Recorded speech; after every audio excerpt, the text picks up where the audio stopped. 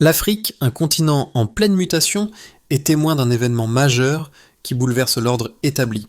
Ibrahim Traoré, un leader charismatique et engagé, est à la tête d'un mouvement sans précédent. Ce soir-là, à Ouagadougou, son regard se fixe sur les écrans qui diffusent des images de la Tanzanie, une nation en crise où le silence numérique s'est abattu comme une chape de plomb. Alors que les rues s'animent, les jeunes Africains se lèvent, porteurs de la dignité et de la justice qu'Ibrahim Traoré défend avec ferveur. Mais cette histoire ne fait que commencer. Les enjeux sont colossaux. La situation en Tanzanie, où les voix des jeunes ont été étouffées sous un blackout numérique brutal, est le reflet d'un défi plus large auquel le continent africain est confronté, la quête de liberté et de dignité. Ibrahim Traoré, leader du Burkina Faso, incarne cette lutte. Il ne s'agit pas simplement d'une révolte contre un gouvernement répressif, mais d'une rébellion contre un système mondial qui impose le silence aux peuples africains. Ces mots, la dignité et la véritable richesse de l'Afrique, résonnent comme un cri de guerre dans un monde où les puissances extérieures contrôlent l'avenir de l'Afrique. Le monde entier regarde. Mais que faire lorsque le pouvoir choisit le silence pour tuer la vérité ? Cette question, qui semble rester sans réponse, est en réalité le point de départ d'une transformation profonde. Les jeunes Africains, guidés par les idéaux de Traoré, se lèvent pour revendiquer leur place dans l'histoire. Leurs actions, leurs voix vont redéfinir le visage de l'Afrique pour les générations à venir. À l'aube d'un jour qui pourrait bien marquer l'histoire, un événement inattendu se déroule dans les rues de Dar es Salaam. L'extinction numérique, ordonnée par le gouvernement en place, laisse les citoyens dans une situation de paralysie totale. L'absence de connexion est à la fois un symbole et une arme frappant au cœur des jeunes qui, en silence, luttent pour leur droit à la parole. Mais à travers le voile de ce silence, une voix se fait entendre, celle d'Aïcha, une étudiante de l'université de Dar es Salaam. Dans un dernier message avant que l'internet ne soit coupé, elle partage une image, un selfie, pris sous les lumières scintillantes du campus, accompagné d'un message simple mais puissant, s'ils font taire le net, nous parlerons dans la rue. En quelques heures, ce message devient viral, traversant les frontières de la Tanzanie et résonnant dans tout le continent africain. À des milliers de kilomètres de là, Ibrahim Traoré, président du Burkina Faso, regarde les événements se dérouler à travers son écran. Il sait que cette scène, bien que localisée, est un microcosme des luttes de l'Afrique tout entière. Le silence imposé à Dar et Salaam est la même oppression que subit son propre pays, et il voit dans cette explosion de résistance la même flamme de dignité qu'il défend dans son propre combat.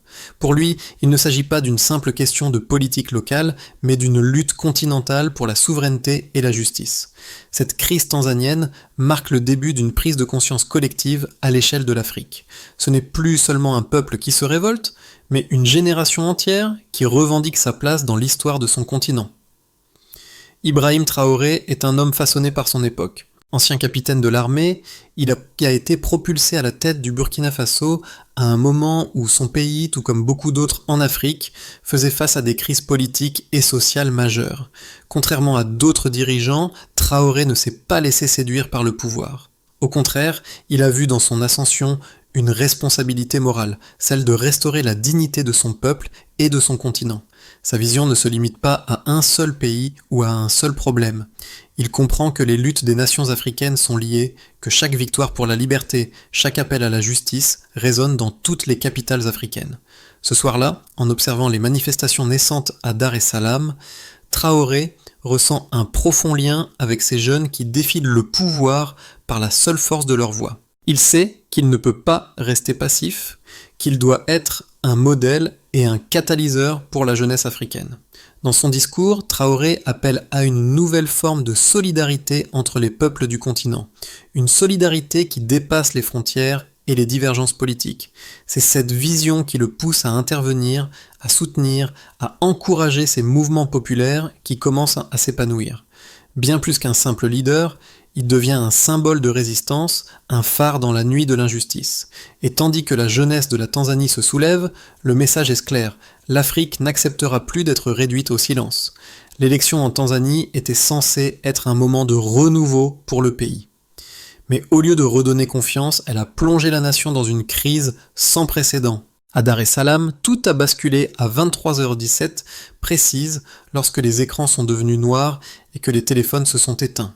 Le gouvernement a immédiatement qualifié cela de problème technique, mais pour les jeunes qui se sont retrouvés sans connexion, il était clair que quelque chose de plus profond était en jeu. Le blackout numérique était un avertissement, un signe que le pouvoir voulait contrôler non seulement l'information, mais aussi la liberté d'expression de tout un peuple. L'élection, qui devait être un symbole de démocratie, s'est transformée en un champ de bataille entre les autorités et ceux qui se battaient pour leur droit de savoir, de s'exprimer et de revendiquer leur dignité. À l'aube, des manifestations ont éclaté dans plusieurs quartiers de la ville, emmenées par des jeunes qui s'étaient organisés pour défier l'ordre établi. Leurs pancartes portaient des slogans tels que « La vérité ne peut pas être débranchée », un message fort de résistance contre un gouvernement qui cherchait à étouffer toute forme de dissidence. Tandis que les soldats remplissaient les rues, la violence devenait inévitable. La répression s'est intensifiée rapidement. Des gaz lacrymogènes ont été lancés, les manifestations ont été dispersées, mais elles n'ont pas cessé. Chaque jour, de nouvelles scènes de protestation ont éclaté à travers le pays et avec elles, un sentiment de révolte grandissant. Le gouvernement a répondu en renforçant la censure et en restreignant l'accès à Internet, mais le mal était déjà fait. La jeunesse tanzanienne, qui avait trouvé un moyen de s'exprimer malgré le blackout numérique, a continué de diffuser des informations par des moyens détournés. Des vidéos ont circulé montrant des urnes électorales jetées dans les rues et des soldats frappant des civils. Ces images, d'abord diffusées sur des réseaux privés, ont rapidement traversé les frontières du pays. L'écho de la répression s'est fait entendre bien au-delà des frontières de la Tanzanie. En Afrique de l'Ouest, Ibrahim Traoré a suivi les événements avec une attention particulière. Ce qui se passait en Tanzanie était un avertissement, une preuve que le pouvoir des gouvernements africains était fragile face à la détermination de la jeunesse. En quelques jours, le silence numérique avait été brisé et les jeunes Tanzaniens avaient prouvé que même dans les moments de répression la plus sévère, la vérité ne pouvait pas être complètement étouffée. Ces événements ont marqué un tournant, non seulement pour la Tanzanie, mais pour tout le continent. La jeunesse d'Afrique, sous l'influence de leaders comme Ibrahim Traoré, commençait à prendre conscience de son pouvoir collectif. Les générations précédentes, qui avaient subi des décennies d'oppression, se retrouvaient désormais face à un mouvement inarrêtable de jeunes engagés à changer le cours de l'histoire. Les manifestants tanzaniens étaient devenus des symboles de cette lutte pour la dignité et à travers eux, tout un continent s'éveillait. Les chiffres qui émergent de la crise en Tanzanie témoignent de l'ampleur de l'événement. Selon les données fournies par NetBlocks, un organisme indépendant spécialisé dans la surveillance des infrastructures numériques, le trafic Internet a chuté de 90% pendant la coupure. Cette diminution drastique n'a pas seulement affecté les communications privées, mais a également paralysé les entreprises, les institutions gouvernementales et les médias, rendant toute forme de reportage indépendant quasiment impossible. En l'espace de quelques heures, des millions de Tanzaniens ont été coupés du monde extérieur. Mais malgré ce blackout, les jeunes Tanzaniens ont réussi à contourner les restrictions. Des centaines de vidéos ont été diffusées via des réseaux privés et des plateformes de messagerie cryptées. L'une des vidéos les plus virales montre des urnes électorales renversées dans les rues de Dar es Salaam, une scène qui est rapidement devenue le symbole de la fraude électorale présumée. Cette vidéo a été vue plus de 2 millions de fois dans les premières 24 heures suivant sa diffusion, démontrant la rapidité avec laquelle les informations se propagent, même dans un environnement hautement répressif. En outre, des témoignages recueillis par des organisations de défense des droits de l'homme rapportent que plus de 500 personnes ont été blessées dans les manifestations, dont au moins 60 sont décédées des suites de violences policières. Ces chiffres ne sont cependant que des estimations, car les autorités ont fait pression sur les hôpitaux pour ne pas divulguer de données officielles. Parallèlement, le gouvernement tanzanien a perdu plus de 50 millions de dollars de revenus liés au tourisme et aux investissements étrangers en l'espace de seulement une semaine de manifestation. Les compagnies aériennes internationales ont annulé des dizaines de vols vers Dar es Salaam et les réservations touristiques ont chuté de 40%. Dans le même temps, la monnaie tanzanienne, le shilling, a dévalué de 15% face au dollar américain. Ce bouleversement économique a été exacerbé par la fuite des capitaux étrangers qui se sont précipités hors du pays en raison de l'instabilité politique croissante. D'un autre côté, les manifestations et les actes de résistance numérique ont continué de croître, et les jeunes ont commencé à organiser des rassemblements plus structurés dans les villes voisines. Une semaine après le début des troubles, plus de 30% des jeunes adultes tanzaniens avaient participé d'une manière ou d'une autre aux protestations.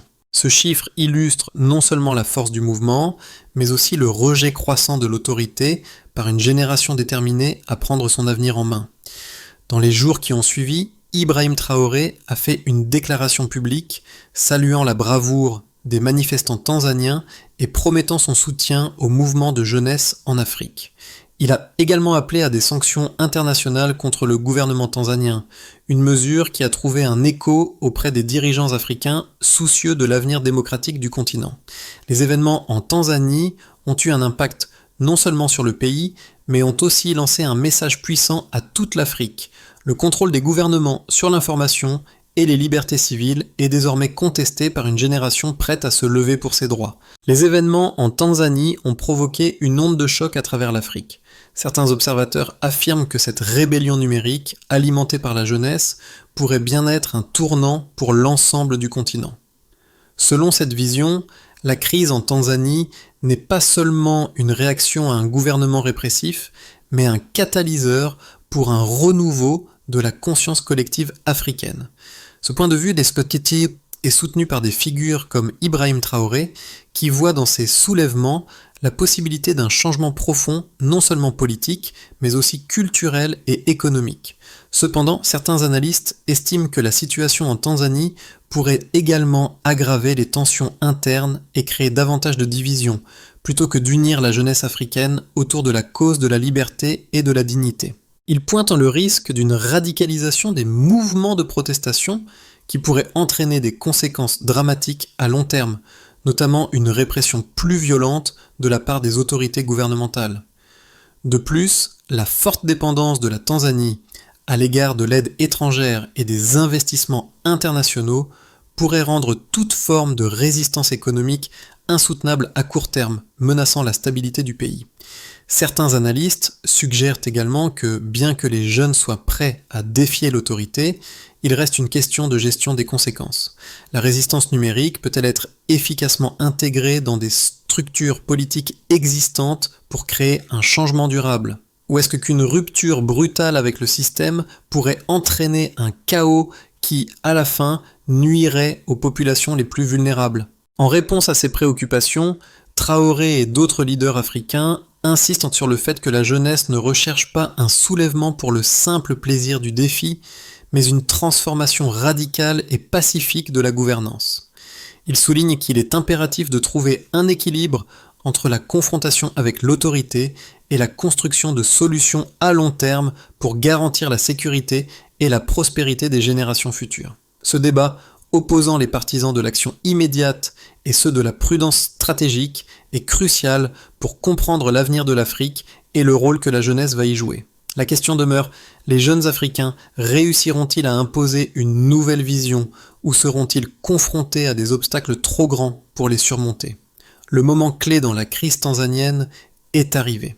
Le pouvoir, dans sa tentative désespérée de maintenir l'ordre, a pris une décision lourde de conséquences. Une intensification de la répression, une fermeture totale des médias et une militarisation accrue des rues.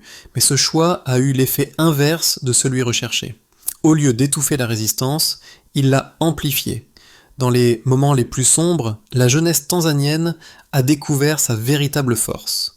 Tandis que les soldats envahissaient les rues, les manifestants ont commencé à se regrouper de manière plus coordonnée, organisant des sit-ins et des rassemblements et utilisant des moyens de communication alternatifs pour diffuser leurs messages. Ce fut un véritable tournant, un signal clair envoyé à l'élite dirigeante que le contrôle total n'était plus possible.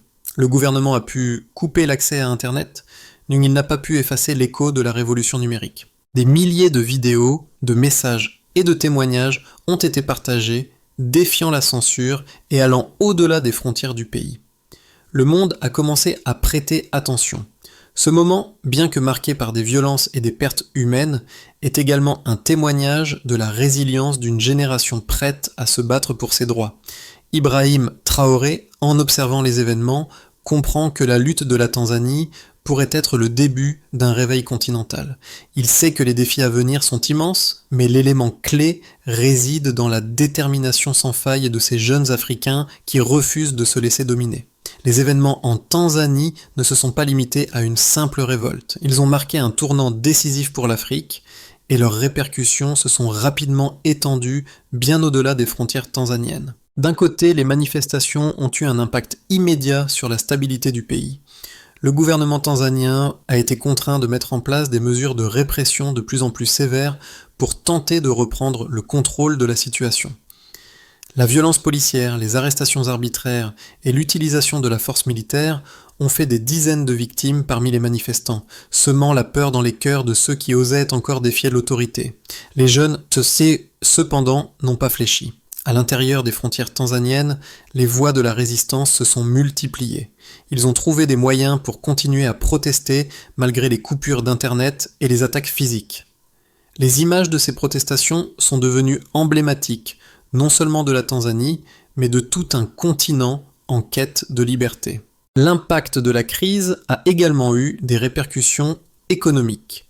Le tourisme, un secteur clé de l'économie tanzanienne, a subi un coup dur, avec une chute de 40% des réservations d'hôtels et une perte estimée de plus de 100 millions de dollars. Les investissements étrangers se sont également retirés, affectant la stabilité économique du pays. Toutefois, dans le même temps, une dynamique a émergé. Le gouvernement, même s'il tentait de masquer la vérité en contrôlant les informations, ne pouvait plus ignorer l'ampleur du mécontentement populaire. La crise en Tanzanie a également ravivé une flamme de solidarité à l'échelle continentale. Dans d'autres pays africains, des mouvements de soutien ont vu le jour. Certains appelant à une action collective pour défendre la dignité des peuples africains face aux régimes oppressifs. Mais les conséquences n'ont pas été que politiques ou économiques. Elles ont aussi été culturelles.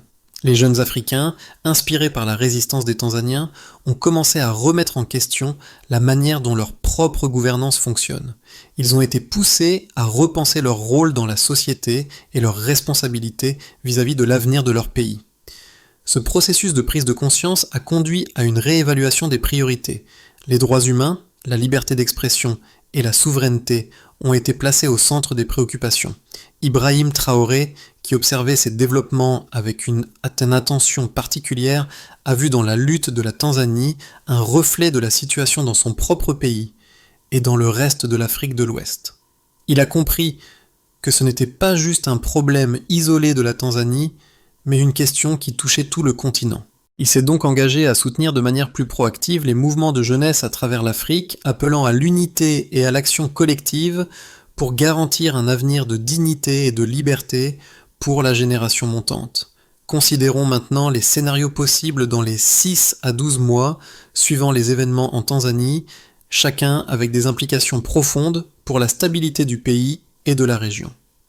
Le premier scénario envisage une répression continue par le gouvernement tanzanien, soutenu par une communauté internationale qui, bien que réactive au début de la crise, choisit de ne pas intervenir de manière décisive.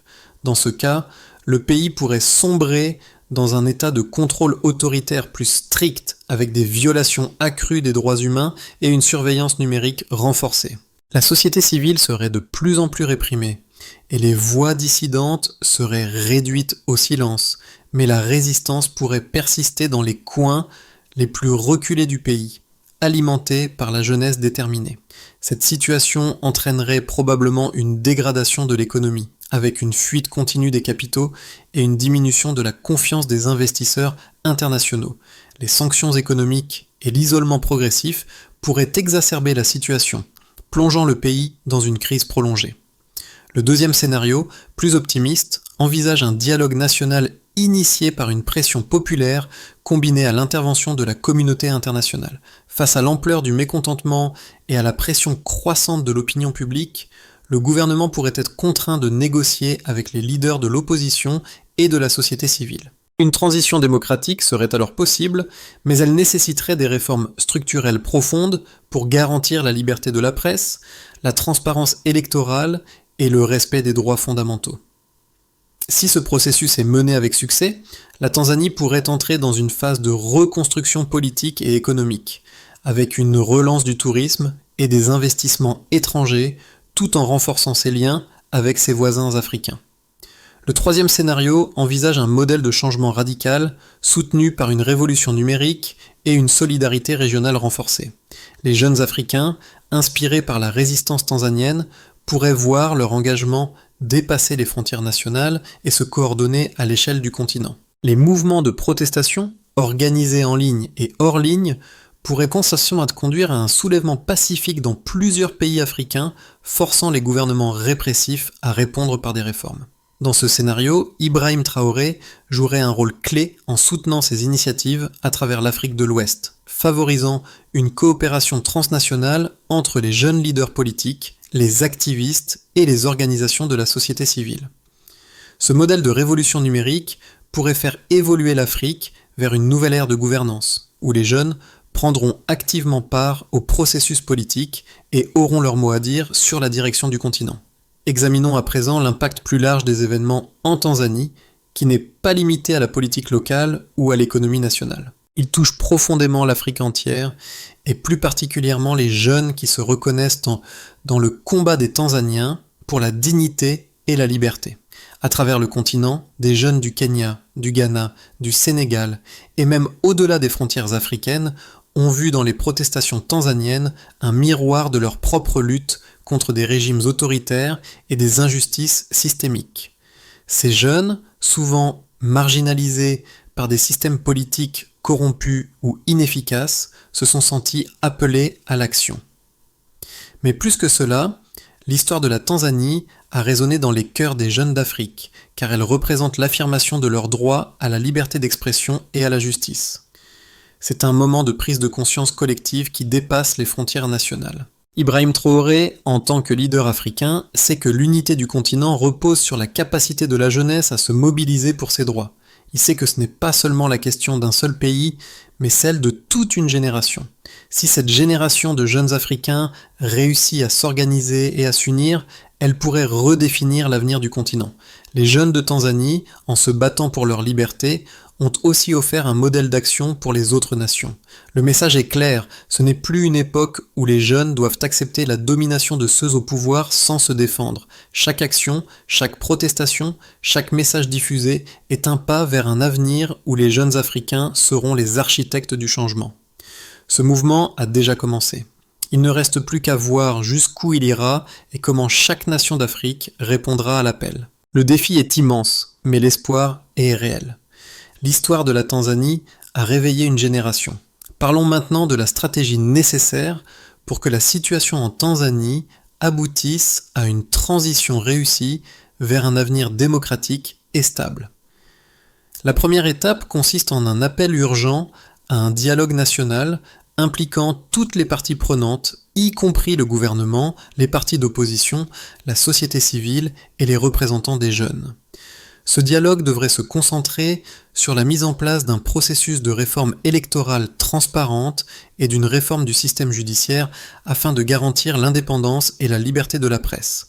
Ce processus nécessiterait également l'établissement d'un cadre juridique robuste pour protéger les droits de l'homme et la liberté d'expression. Deuxièmement, la communauté internationale doit jouer un rôle de facilitateur. Les organisations régionales africaines, telles que l'Union africaine ainsi que les Nations unies, doivent intervenir en tant que médiateurs pour éviter une escalade du conflit et pour soutenir le processus de dialogue.